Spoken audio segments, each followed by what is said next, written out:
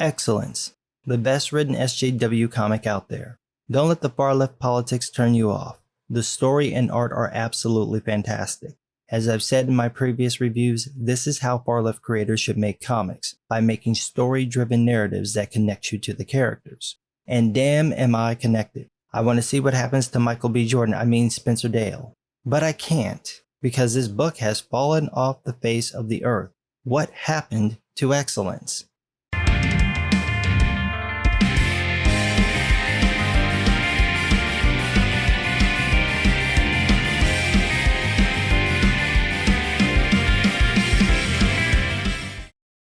So a quick recap. When we last left off, Spencer and Aaron fought, and somehow during their fight they shared their memories. Not just some of them, all of them, in perfect detail. The 5th issue picks up with Spencer seeing moments from Aaron's life, and is starting to cause him all sorts of problems because he's starting to lose his hate and anger for Aaron. Understanding another person can do that to you. It's a brilliant and ironic moment in the comic. Brilliant because it shows the toll and meaning hate and anger have taken in Spencer's life. He needs the hate and anger to thrive, and losing them leaves him without his strength to fight back as much as he wants. It also leads him to hoping he can bridge the divide not only between him and Aaron, but also him and his father. The irony comes in the underlying politics driving the story. The anger and hate in the story are directed at white people, and it's interesting that Brandon Thomas, the writer, seems to overlook this. Spencer is serving as an unintentional metaphor for Thomas's own unwillingness to let go of his beliefs about white people and Western culture. And it's a good example of the cognitive dissonance many far-left people employ to maintain their internal victim narrative. We also find out that Spencer's father is breaking the rules. He gives a wand to this girl Monique, which is forbidden. Women aren't allowed to use magic. And Monique mentions this thinking Spencer's dad is trying to trick her. But then he reveals how he's helped cover up Aaron's misdeeds, basically giving himself away, and has Monique follow Spencer to essentially trick Spencer into being a better rebel than the previous rebels against the system. This hints at a larger plan that perhaps his father is using Spencer to overthrow the system too, but because of how he's gone about it, he's created this hatred within his son, so Spencer isn't willing to see his father's side of things at all. Eventually, Monique confronts Spencer after a particularly powerful flashback from Aaron's memory, and they go on a little chase. She lets him go, and we see Spencer trying to break into another tower like before. We also find out he's been copying records and spells from the library to have a repository not controlled by whoever it is that controls the Aegis. The 6th issue shows us a little of what Aaron deals with concerning Spencer's memories, and we finally get another piece of a story here. Spencer, while trying to find a way to free himself from Aaron's memories, discovers that his father is the reason why his grandmother got sick. It was done as punishment for him doing something. It's never specified. All Spencer cares about is that after this happened, as far as he can tell, his father didn't do a damn thing about it. This infuriates Spencer, killing any hope he had of ever forgiving his father. When they finally meet and he confronts his father, we see that his father does care about him and is trying to help, but he's so cagey and Spencer is so angry that the two just can't work it out.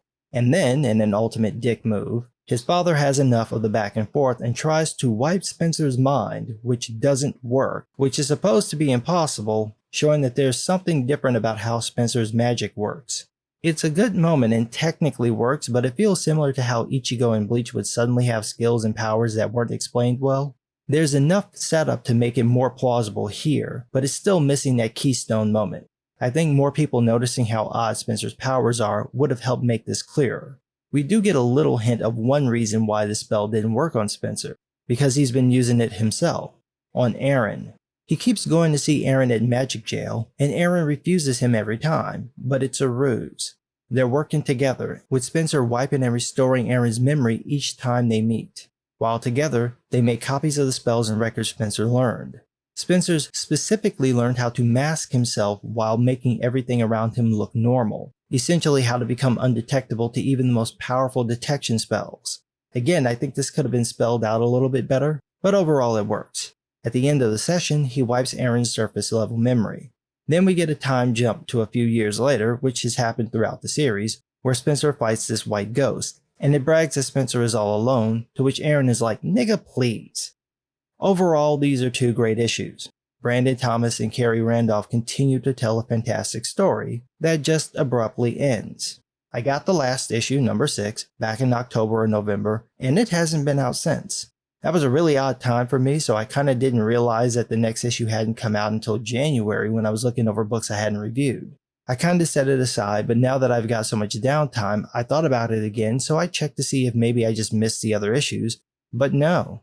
They literally stopped at this cliffhanger ending, and according to Image's website, the next issue is or was due out in April of 2020. That's 6 months between issues, and with the current situation with the quarantine and people being told not to work on books, that delay could be longer, if not indefinite. Please don't let it be indefinite. I know y'all probably don't like me and have me blocked on Twitter, but I need to know the end of this story. You have to finish this. But I don't understand the 6-month gap for the release date. That just kills the momentum of the story. Like I said, the series slipped my mind that fast, and it's one like Middle West that I look forward to reading.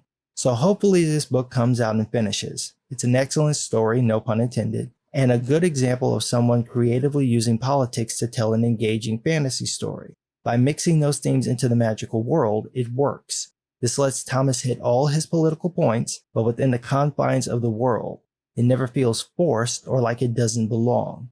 If anything, he's holding back. He could pull a Type Kubo or a Bendis here and decompress the hell out of the story, and it would still hold up. This simple concept has so many avenues, streets, alleys, and crevices to go into, you might want to let other writers dip their toes in. Don't give it to Kwanzaa, but dangle this concept in front of Brian Edward Hill or even Christopher Priest. They would write the shit out some stories. That's how good excellence is. If you haven't gotten into this series, pick it up. It's one of the best comics you're not reading.